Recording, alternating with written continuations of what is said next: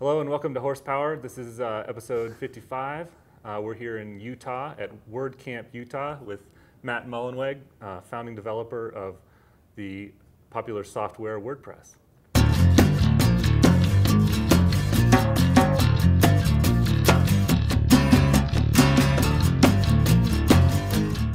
So WordPress, we just had a nice keynote from Matt where we got some interesting statistics.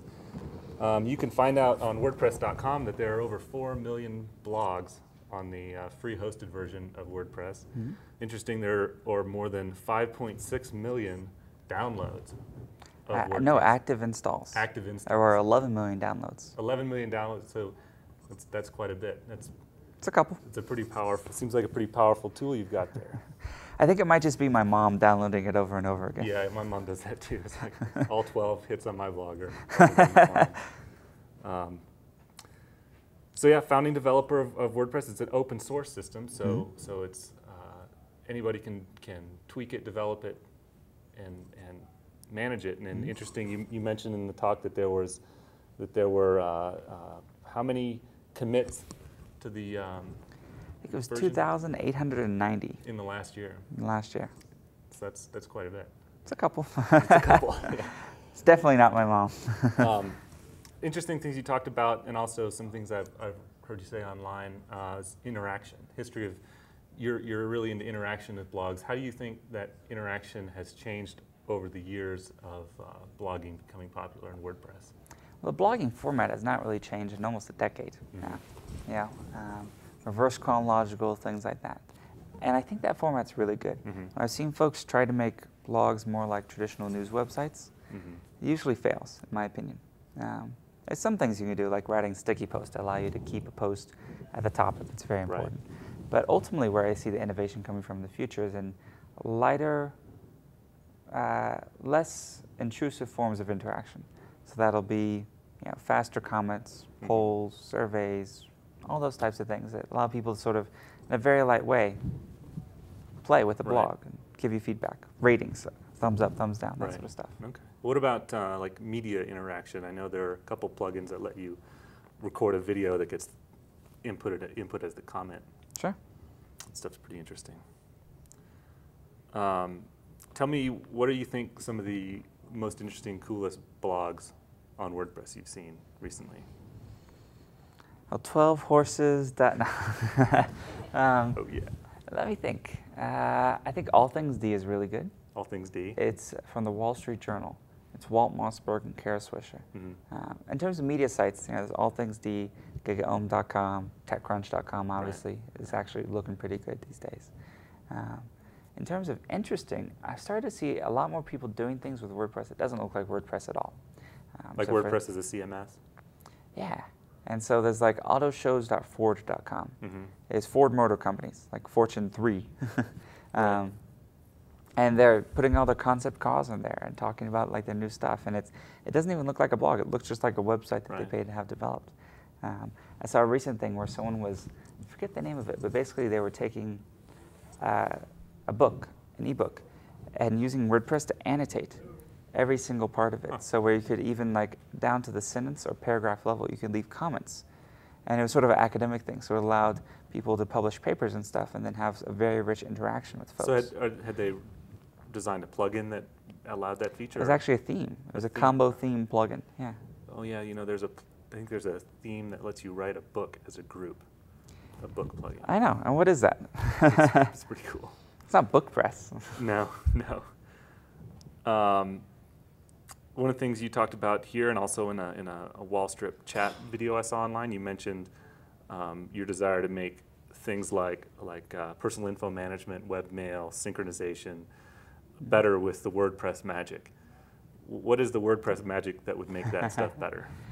And what specifically would you make better about like webmail, for example? Well, I think that the things about WordPress that are good are that it's small and light, it's a very strong community, and that it has a robust plugin system, meaning that it can be adapted, as we've talked about before, to do almost anything you imagine.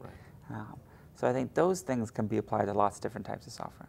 There's extremely popular form software out there right now, where if you want to modify it, they say, copy and paste this code, go to line 233, paste it in, and then go on the line to 500, and you know, it's very.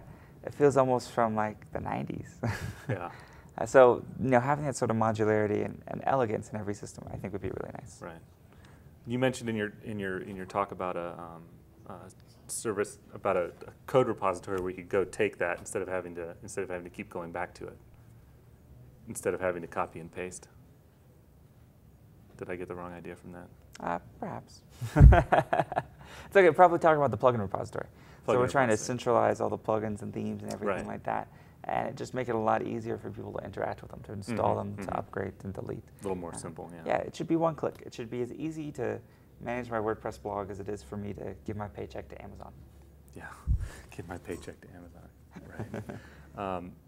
I also saw another video, a keynote you gave at a WordCamp maybe a year ago, where you said, talked about the core idea of WordPress: one person, one keyboard, one website. It kind of reminded me. I've been rereading the book 1984 recently. It talks, you know, so how. Well, it's just the idea of creating the content that is a record, you know, and if you've got, you know, 4 million on WordPress.com and 11 million downloads and 5 million, you know, here we are, we're creating this record that goes on in infinity. Is that something that you think about? Is that something, how important is that? Yeah, from the very beginning, it's been important for WordPress, for example, to have good permalinks. Permalinks that would actually be permanent, not tied to the software or to any arbitrary IDs or anything. And I think that will be sort of the legacy of blogs, that we're creating this content in a highly structured form. And I hope it will outlive us. Yeah, I hope so too. Makes me think twice about when I'm posting, though. Yeah. What, that reminded me of a question I wanted to ask earlier. At what point does technology and coding advance to a point where something like WordPress has to be completely rewritten? I don't think it ever does. No. Because we can incrementally rewrite small bits of it with every single release. So if you look from 2.5 to 1.5, it's the equivalent of a full rewrite. Really? Yeah, it's completely different. There's probably only maybe 20 or 30% of the code that's the same. But we didn't break backwards compatibility. We didn't take 5 years to do it. I think saying we're going to do a rewrite is usually like the death rattle of projects. Really? Sometimes they come out of it, like Mozilla did the rewrite, right? It killed them, literally killed them. And it was only until Phoenix, later called Firefox, came along that it was sort of reborn.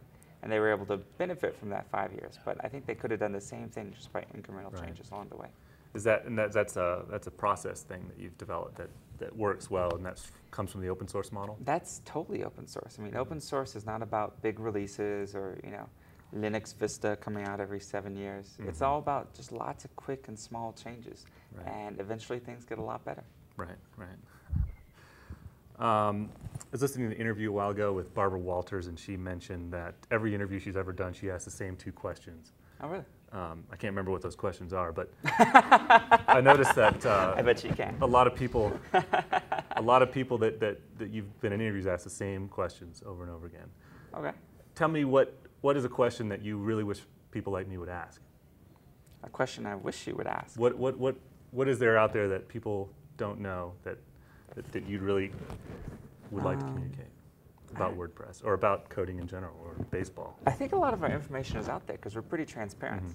I'm passionate about a lot of other things, about politics and sports and music and everything like that, but I wouldn't consider myself an expert in any of that the same way I am in WordPress. So, no one's ever asked me to marry them. That would be fun. I don't know what I'd say. Probably no. But sorry. We're in Utah. Cool. Well, I guess that's all we have to talk about. I don't want to take up too much time here. Thank you very much for the time. Let me know if you remember the 2 questions that Barbara Walters asked everyone. I think one of them was, okay, let me see if I can remember. One of them was, what is the biggest misconception about Matt Mullenweg? The biggest misconception about me or about WordPress? How about I'll WordPress? talk about WordPress. Talk about The WordPress. biggest misconception is that people say it's great if you just want a blog. Right. Or if you just want a simple thing. So they try to put it in like a because we're easy to use, they try to put it in like a simple box. Right. I think it's actually incredibly powerful, and anything you can do with any other CMS in the world, you can do with WordPress. Okay. Let's see. I think the next question was. Honestly, I don't remember what the next question was. Don't worry about it. Well, it's fun chatting with you. Yeah, thanks for chatting. This is HorsePower. Thanks for watching. If you want to see the full keynote, which we recorded, you can watch it blog.12horses.com. Check us out. We've got a lot of great podcasts in store and on deck with designers and technology people all over the place. Thanks. Cool. Thank We're you. out.